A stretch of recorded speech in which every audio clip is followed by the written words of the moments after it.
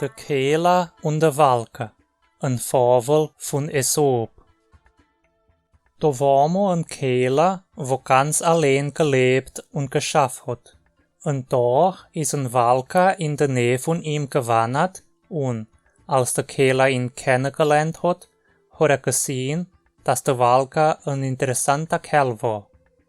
Der Kela hat an ihn gefragt, ob nicht mit ihm wohnen kommen wollt. So können wir uns besser kennenlernen, Sarah.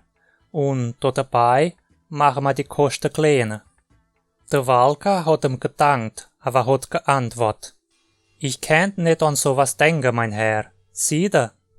All die wohl, wo ich mich abschaffe verweise mache, det ganz schnell schwarz wäre mit eurer Kohl. Hast du das gern gehört und gelesen? Dann vergiss nicht ein Like zu geben. Und unterzeichne den Kanal, falls ihr wissen, wenn's neue Videos gibt. Bis bald!